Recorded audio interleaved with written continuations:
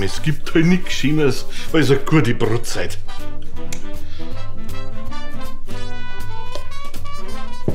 Kommst du? Die Brotzeit war fertig. Ja, bin gleich da.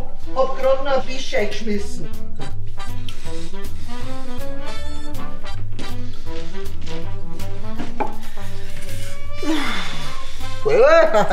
Da hast du es aber gut gemeint heute. Gibt's was zum Feiern? Ich feiere jetzt Ende von der Fastenzeit. Du hast ja überhaupt gar nicht gefasst. Na und? Du bist schon gut. Du kannst ja nicht das Ende von der Fastenzeit feiern und hast nicht einmal ein bisschen gefasst. Ach so, kann ich nicht. Was feierst du nachher du zu Ostern?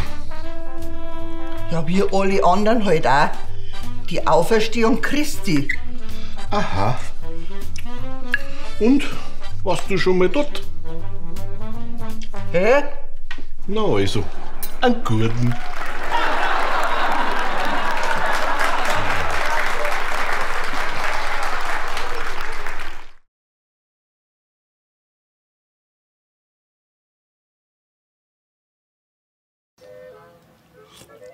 Bäh, was ist denn das? Ja, das ist eine Fastensuppen. Du willst sagen, fast eine Suppe. Hast du da Suppenfleisch noch einmal durchgezogen oder was? Was heißt da Fleisch? Das ist ein richtiger Gemüsesud. Der reinigt von innen. Ja, das halte ich aber für ein Gerücht. Wieso? Ja, so wie man nach den Gemüsesuppenzeug halb stinkt, ist das innen drin niemals sauber. Also, geh du voll Teufel, du! Weil's weiß. Ja. Also, Da schau her, was ich da hab.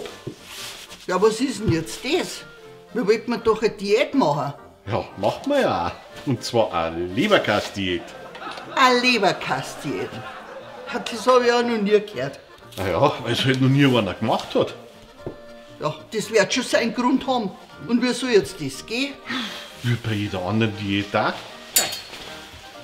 Wir essen jetzt einfach so viel Leberkäse, bis wir keinen mehr sehen können. Und dann nehmen wir von ganz allein ab. Also, besonders wissenschaftlich fundiert hört sich das aber nicht okay. Ja, mei, für sowas braucht es alle Pioniere. Also, ich opfer mich jetzt einmal für die Wissenschaft, gell?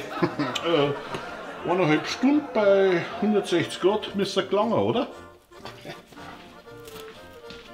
Also, der Mann ist ja sowas von selbstlos.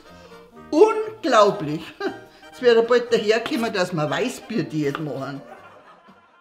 Bayern Comedy wird unterstützt durch die private Landbrauerei Schönram, Chiemgau Trachten in Bad Endorf und bavariashop.de.